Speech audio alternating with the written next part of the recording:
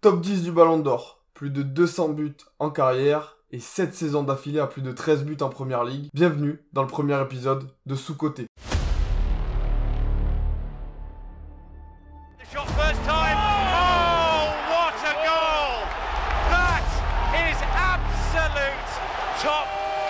Et le geste exceptionnel, l'inspiration géniale, signé Jamie Vardy. Fernandinho, Vardy face à Ederson, Vardy au bout. Oh là là. Jamie Vardy, une occasion à but. Yo les gars, j'espère que vous allez bien, très heureux de vous retrouver aujourd'hui pour une nouvelle vidéo. On se lance sur un nouveau concept, une nouvelle série que j'ai envie d'instaurer un petit peu avec vous, Sous-Côté. Revenir un petit peu sur l'histoire de quelques joueurs qui traversent un petit peu le monde du foot et dont on ne parle, selon moi, pas assez, parce qu'ils réalisent souvent des choses incroyables. Premier épisode d'aujourd'hui, vous l'avez vu, Jamie Vardy.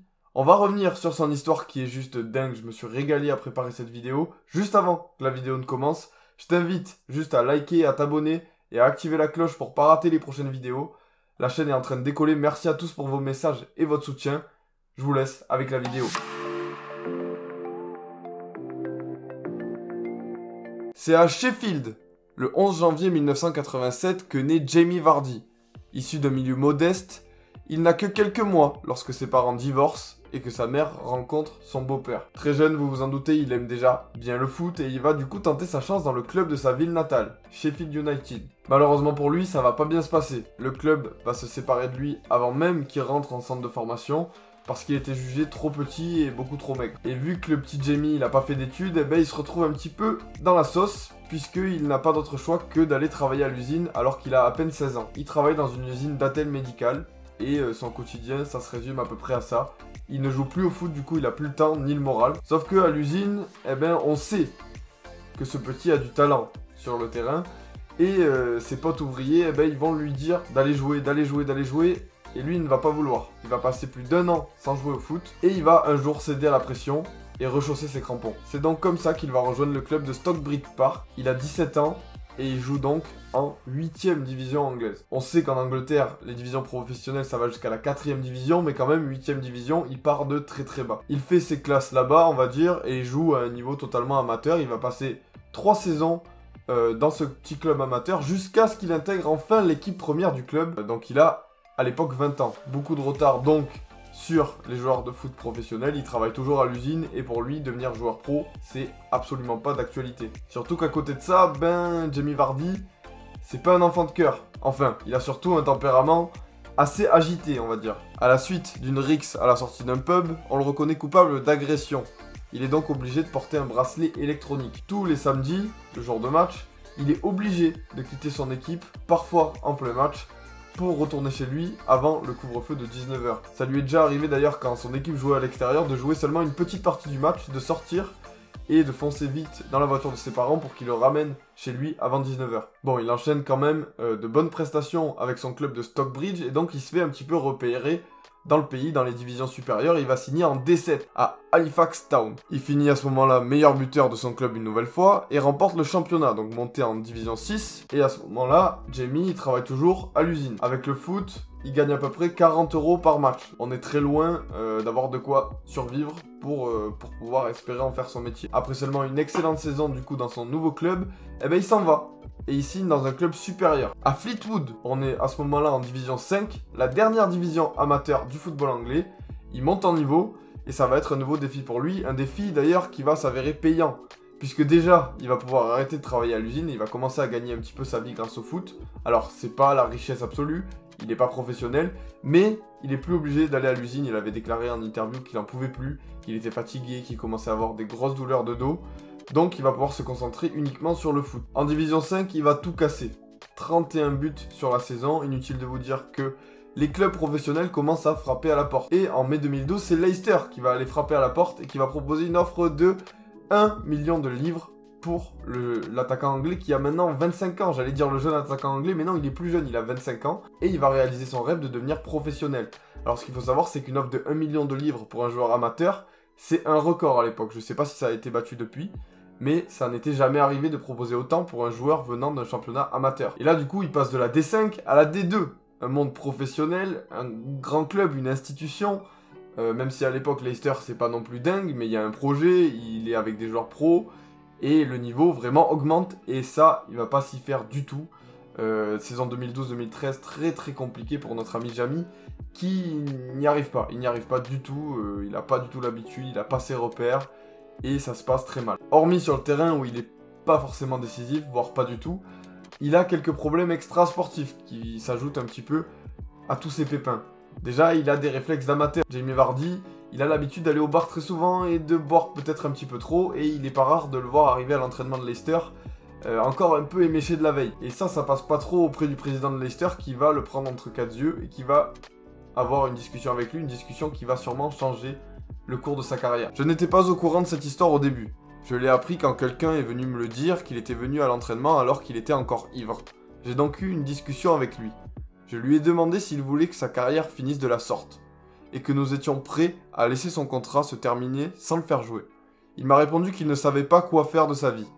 Il n'avait jamais gagné autant d'argent, je lui ai alors demandé quel était son rêve, et de sérieusement penser à ce qu'il était prêt à faire pour le club. Après cette conversation, il a arrêté de boire et s'est mis à travailler sérieusement. Il est reboosté, il a la tête sur les épaules, et il va commencer du coup à travailler et à s'intégrer vraiment dans le club de Leicester, là où pour le moment il était un petit peu à l'écart. Saison suivante, 2013-2014, Vardy sera beaucoup plus en jambes et en réussite. 16 buts en Championship, saison plus que réussie, Leicester monte en Première Ligue. Jamie Vardy va jouer en Première Ligue la saison prochaine. C'est incroyable pour un mec qui a 3 ans travaillait encore à l'usine. Alors déjà il est titulaire, en plus il marque 16 buts en professionnel, et il monte en Première Ligue alors que lui il jouait encore, je vous rappelle, il y a 5 ans, il était en D8. De D8 à D1 en 5 ans, je sais pas si ça a déjà été fait dans l'histoire, mais c'est incroyable. En Première Ligue, le niveau augmente encore d'un cran, et c'est un petit peu plus compliqué pour Vardy, et surtout pour Leicester, qui est vraiment dans la zone rouge toute la saison, et qui, au mois d'avril, compte 7 points de retard sur le premier non relégable. Autant vous dire qu'ils sont enterrés, plus bactères, et ils vont redescendre en D2. Mais non, ça ne va pas du tout se passer comme ça. 7 victoires sur les 9 derniers matchs, Leicester se sauve à la toute fin du championnat. Vardy, c'est 5 buts et 8 passes décisives. Pour une première saison dans l'élite du foot mondial, on peut dire que c'est plutôt pas mal. Saison suivante, on est en août 2015. Claudio Ranieri démarre la saison sur le banc de Leicester. Et là, vous savez tous ce qui va se passer. Une saison que personne n'avait vu venir, et vous voyez le contexte dans lequel démarre cette saison. Déjà, Leicester n'avait aucune assurance d'arriver à se maintenir à nouveau, chose qu'ils ont eu beaucoup de mal à faire la saison d'avant. Et en plus, t'as un Vardy qui arrive, le mec arrive de très très loin. Il a juste une saison ratée en Championship, une saison réussie, et une saison en demi-teinte en Première Ligue. Et avant, c'est que du championnat amateur. Et cet homme-là va être l'homme de la saison, de l'équipe de la saison, et c'est complètement dingue. 24 buts pour l'attaquant anglais, qui va réaliser avec son équipe et qui va porter son équipe vers le plus bel exploit peut-être de l'histoire du foot. Quand on se replonge dedans, quand on revoit les images, c'est juste dingue. Et parmi cette saison, l'image qu'on retiendra de Vardy, c'est qu'il a battu le record de buts consécutifs en Première Ligue, record détenu par Van Nistelrooy. Ça veut dire que là vraiment, il a pris conscience de l'exploit qu'il était en train de réaliser. Battre une légende comme ça, inscrire son nom dans le palmarès du football anglais comme ça, personne ne l'avait fait, personne ne l'avait vu venir, et c'est juste complètement fou ce qu'il a réussi à faire. Il a marqué pendant 11 matchs d'affilée, 13 buts en 11 matchs. Les commentaires sont dingues, je vous replonge dedans.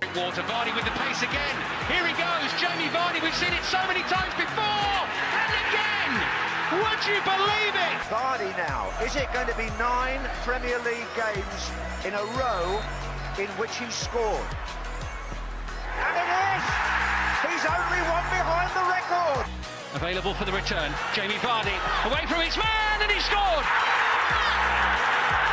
It's the Premier League record equaling goal. The ball in behind Damian Vardy! It's 11! It's heaven for Jamie Vardy! Et en fait, ce qui a plu et ce qui a fait qu'il a réussi à s'imposer, eh ben, c'est pas forcément que c'était le meilleur sur le terrain. Pourquoi il a réussi à Leicester? Parce qu'il avait un style complètement atypique. C'était un charognard, un battant. Le mec, il se battait sur tous les ballons. Il lâchait rien. Et ça, forcément, ça plaît aux supporters. Ça plaît à la Première Ligue parce que tu peux te permettre de faire peut-être des fautes que tu peux pas faire dans d'autres championnats. Et il a totalement le profil pour jouer en Première Ligue. Il a grandi là. Et il s'est totalement acclimaté à ce championnat. C'est abusé, il allait au physique, il allait au contact, il lâchait rien. Et il faisait craquer les joueurs, les défenseurs adverses, ils avaient du mal contre lui. Et en plus de ça, c'est pas tout. C'est surtout qu'il va très très vite. Et sa vitesse, il s'en sert à la perfection, toujours à la limite du hors-jeu, appel en profondeur. Et quand il est lancé, Et bien il arrive devant le goal et il élimine à chaque fois. Il a un sang-froid devant la cage qui est franchement impressionnant. Il rate très peu et surtout il se permet de dribbler et d'éliminer le gardien très souvent. L'enfant de Sheffield, une fois recalé pour son physique jugé trop faible, est désormais un joueur capable de rivaliser physiquement avec n'importe quel défenseur de première ligue. Et il s'est même imposé dans le 4-4-2 de Ranieri. Il est devenu la pièce centrale, une des pièces maîtresses avec Mahrez et Kanté. Voilà, devant, c'était lui qui finissait les actions et il les finissait de la meilleure des manières. Et il avait une capacité à presser aussi, on n'en a pas parlé de ça. Il pressait les défenseurs adverses et tout le monde se demandait mais comment c'est possible de presser de la première à la dernière minute sans être fatigué. Il répétait les courses de match en match sans jamais s'épuiser. Et ça, bah, c'est tout Vardy et c'est pour ça que j'adore ce joueur et que je vous fais la vidéo aujourd'hui. C'est que il marque des buts dans des matchs importants, il a marqué l'histoire, il a marqué le championnat anglais et tout avec sa manière, son style atypique et surtout son style en dehors du terrain, puisque c'est pas le mec qui va se faire plus de répétitions à la salle de sport, c'est pas le mec qui va arriver plus tôt à l'entraînement, non, lui son truc, c'est ses habitudes. S'il faut boire 3 verres de Porto la veille d'un match, il le fait, il a déjà déclaré, il le fait souvent la veille d'un match, 3 Porto, le jour du match, un double expresso, 3 canettes de Red Bull, une petite omelette jambon fromage. Et là, il est au taquet, il court pendant 90 minutes. C'est son style, c'est quelque part le joueur amateur légendaire, limite un peu bof sur les bords, qui a réussi à percer dans le foot et qui l'a fait de très belle manière. Et il est au milieu de joueurs peut-être beaucoup plus professionnels dans l'apparence, beaucoup plus sportifs, parce que finalement, pour lui, c'est un jeu le foot. C'est même pas son métier, tu vois. Bon, et la suite, vous la connaissez, ça fait maintenant 7 ans qu'il est en première ligue et qu'il répète les performances les unes après les autres. Parfois une vingtaine de buts, parfois un petit peu moins, mais toujours entre 15 et 24 buts marqués. C'est exceptionnel, il a connu la Ligue des Champions avec Leicester l'année d'après, il a connu la FA Cup, il a connu le Community Shield, il a tout remporté, et il a même connu l'Euro 2016 et la Coupe du Monde 2018 avec son pays. Bon, ça s'est pas non plus hyper bien passé avec l'Angleterre, mais voilà, il a réussi quand même à marquer quelques buts, dont le premier, qui est juste exceptionnel. Être pro à 25 ans et arriver à faire ce qu'il a réussi à accomplir pendant ces quelques années dans l'élite du football anglais, je cherche des exemples mais je ne vois personne capable de faire une telle prouesse. C'est la fin de l'épisode sur Jamie Vardy, j'espère qu'il vous a plu. J'attends vos retours dans les commentaires pour savoir si vous voulez un épisode 2, est-ce que vous avez des noms? Moi j'en ai bien évidemment. Je vous dis à très vite pour une nouvelle vidéo, ciao!